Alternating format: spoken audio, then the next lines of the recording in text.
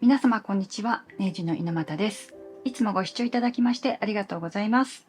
今日は、引き続きまたガーゼでですね、自分服作りを紹介したいと思います。で今回は、ノースリーブのワンピースになるんですけれども、同じように直立ちで、自宅にあるワンピースから型を取っています。あとは少しアレンジしながらですね、襟ぐりの方は自分でちょっとフリーハンドでカットしたりとか、昔からやってる方法で、紹介していきますので、型紙などの準備はないんですけれども、皆様の手作り服の参考になれば嬉しいです。それでは早速始めていきましょう。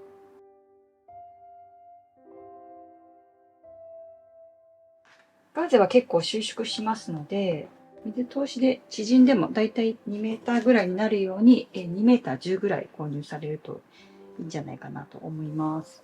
もし最初に水通しするのが手間なようでしたら、少し大きめに切っておくといいかと思います。で後ろ身ごろの後ろ中央のところを輪に合わせます。縫い代もあるので、あと収縮とかちょっとウォッシュ加工をしたいので、気持ちだけちょっと大きくしていきます。3、4センチぐらいですかね。ちょっとざっくりと切っていきます。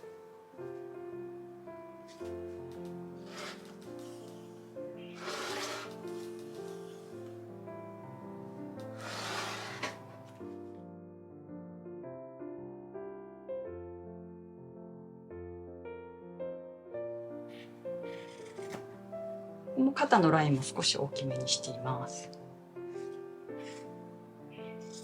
ここはちょっと後で調節するために少し緩やかなカーブでカットします。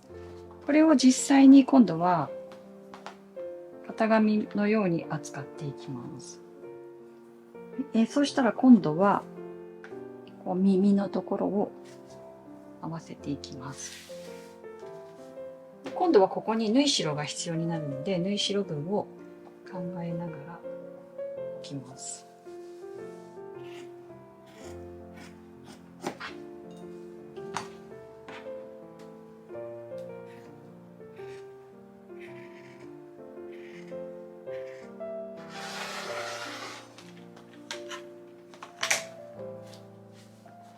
はい、これでこっちがね前になります。前身ごろと後ろ身ごろ2枚、こちら耳を使ってます。こんな感じでパーツが出来上がったところです。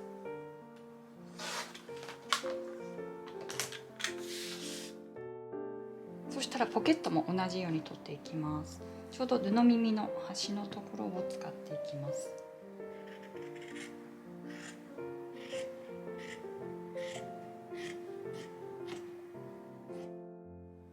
はい、じゃあざっくりと切り終えたところです。で、肩のラインなどここから調節していきます。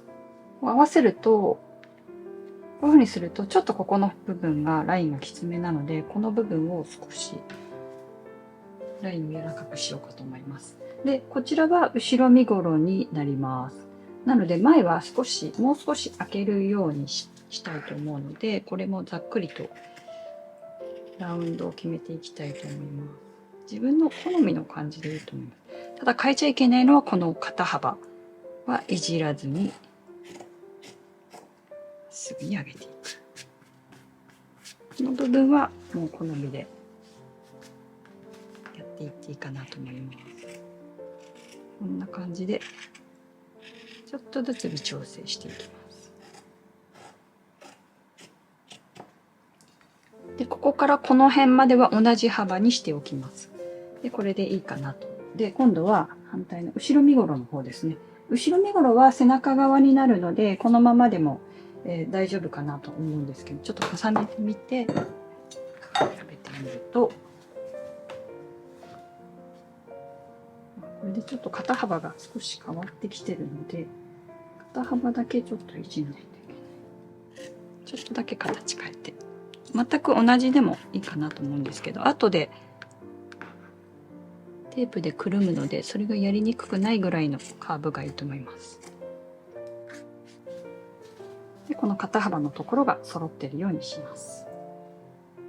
それでは使用するパーツの紹介です。今裁断して終わったところの後ろ身ごろは2枚になります。中央で合わせる形になります。中央はちょうど布耳のところが使えそうだったのでこのままにしました。でこちらは前身ごろになります。前身ごろは中央輪にして取ったものです。そしてポケットも同じように洋服から取ってみました。こちらは2枚必要になります。でこちらは、三つ折りバイアスですね。まだどのぐらい使うのかわからないので長めに、多めに用意しています。で余った生地で作るので結構つなげながら作っていくような形になります。3センチの幅のものを準備しました。でまず最初に後ろ身ごろから作っていきます。中表に重ねてこの中央のところを1センチで縫っていきます。今回も職業用ミシン SL700EX を使っていきます。こちらは私が普段の制作で使用しているミシンになります。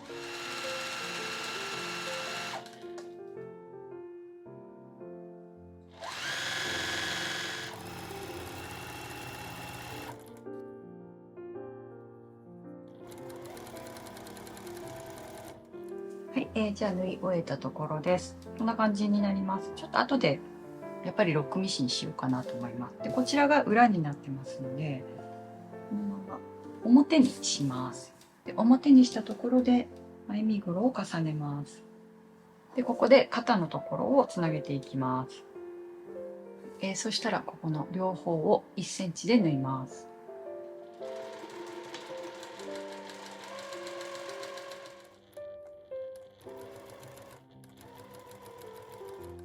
それでは肩のラインが縫い終えたところです。この後ロックミシンをしますので、後で一緒に処理をします。でこの後はこちらの脇を1センチで縫っていきます。両脇縫います。で両脇を、縫うところなんですけど、もしポケットをつける場合は右側にポケットが来る付け方の紹介をします。両方につけてもいいかなと思います。で今回も、こちらもですね、洋服からどの位置にポケットが来てるのかを調べて、チャコペンで印をつけたところです。こんな感じですね。ちょっと間違えて先に縫ってしまったので少しほどいて、ここのポケット口のところ2センチずつぐらい余分に開けてあります。で結構ワンピース大きいので、つなげた状態で作ってもいいかなと思います。が前身ごろが裏になってる状態で縫い代をちょっと開いてあげます。そうするとこちらが表面になりますので表面にポケットをこのように中表のような風になりますね。ポケットの表面とこちら裏面ですね。今裏面同士が見えている状態です。でこのポケットの付け位置をこの印をつけたところに重ねていきます。でここは多少ポケットの形でずれてくるかなと思いますので一応仮止めします。そうしたらこのような感じで合わせますのでポケットも両端1センチずつ縫い止まりの印をつけておきます。ペンだとちょっと分かりにくいのでちょっとチョークタイプのチャコペンの方を使います。そうしたら今待ち針でつけたところにこの今の縫い止まりのところですね、こちらを重ねます。で間違えて縫わないように1センチずつ開けた状態で、脇から8ミリで縫います。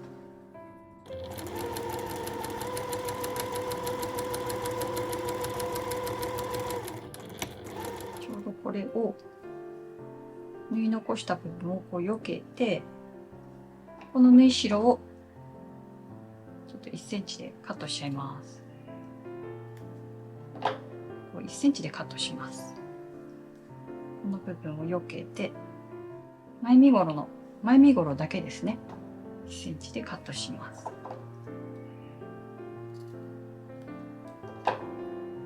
んな感じでカットしたらまだ縫い終えてない部分も縫っておきます。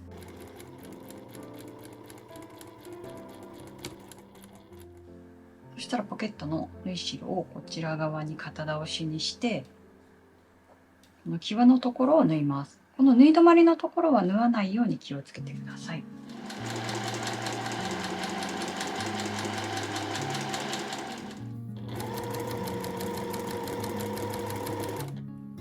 そしたら残しておいたポケットを重ねます。で5センチぐらい残したところで、今度は反対側の後ろ身ごろの方に重ねていきます。1センチずつ縫い残して、ここを1センチで縫います。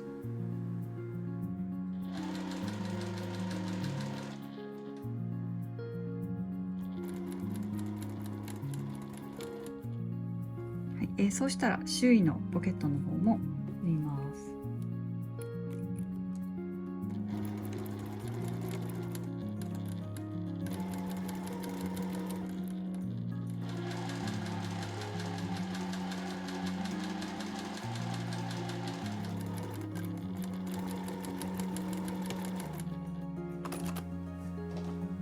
はい、こんな風にしてポケットがついたところです。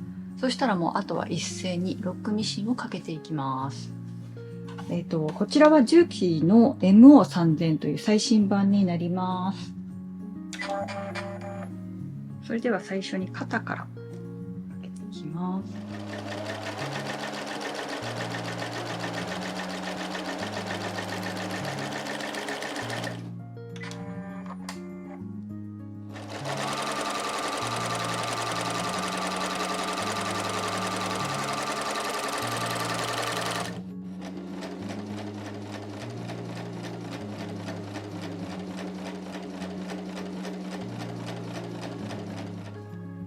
それでは裾をアイロンで折り目をつけておきます。だいたい 2.5 センチぐらいにします。今回はロックミシンで仕上げているので、2つ折りにしていきます。こちらの倒し方は他の動画の方でも紹介していますので、よかったらそちらも参考にしてください。縫い代は後ろ身ごろ側に倒れるようにします。厚みが重なり合わないように交互に倒すようにします。そうしたらここのちょうどロックミシンのミシン線に合わせて縫っていきます。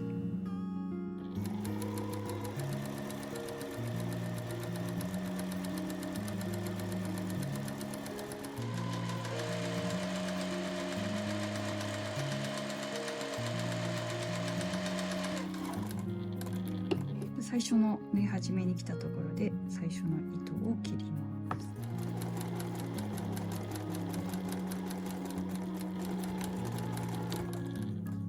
表からもう1本ステッチを加えていきます。今度は5ミリ離れたところにします。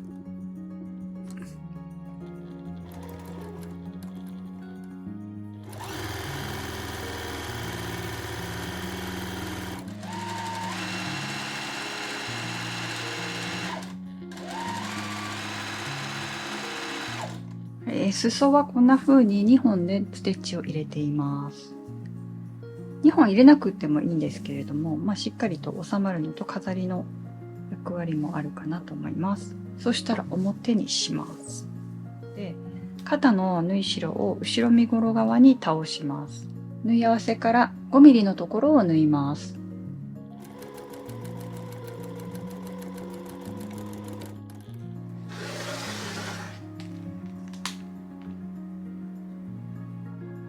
今度は三つ折りバイアスで袖ぐりと襟ぐりを閉じていきますので、バイアステープをつなげていきます。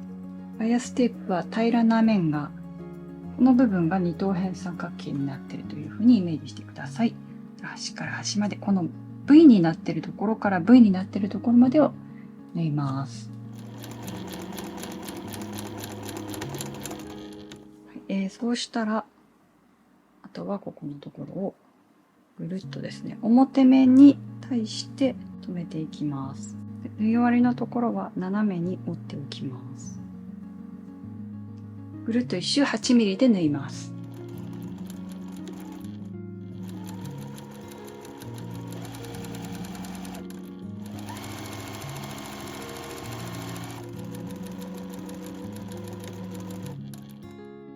右下のところから縫い始めていきます。縫い代の倒す方向はすべて後ろ身ごろ側に倒すようになります。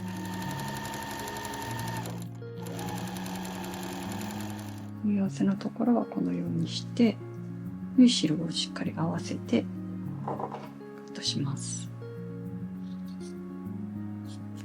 はみ出た部分もカットしておきます。アイロンで縫い代を倒していきます。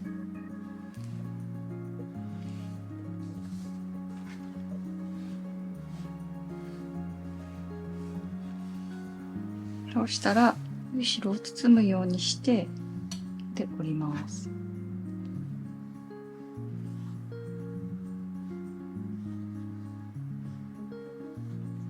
そうしたらもう一度折って包んでいきます。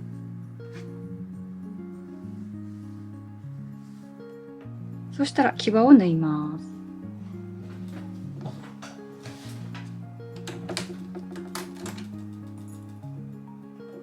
今回は段押さえを使用します。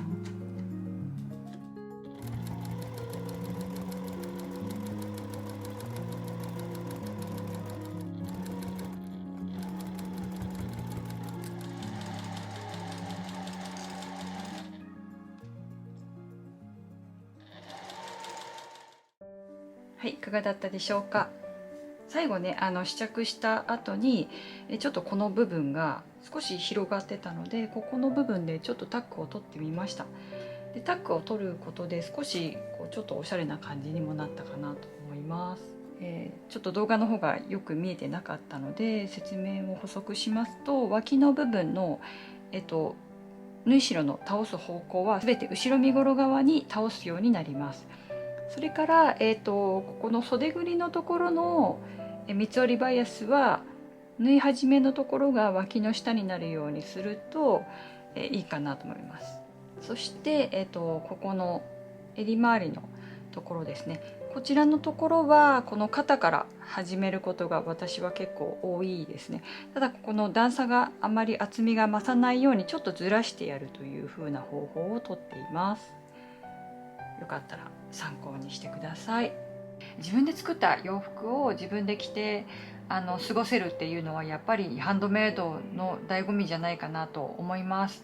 よかったらまだまだ夏もこれから暑くなりますし、お風呂上がりとかさっとかぶって着れるようなノースリーブがあるとすごくね着心地もいいので、洗いながらですね風合いも増していきますので作っていただけたらと思います。で今回ポケットの方もつけていますので動画の方参考になればいいなと思います。毎回ポケットの付け方は自分自身も迷うところではあるんですけれども、で、仕上げでですね今回も、ウォッシュ加工の紹介をさせていただきます。でこちらはですね結構水をビタビタにしておく方がその水の重みで収縮ができると思うので、ちょっと脱水をですね自分の手でやるような感じにすると風合いのいい仕上がりになっていくかと思いますので、是非試してみてください。それでは最後までご視聴いただきましてありがとうございました。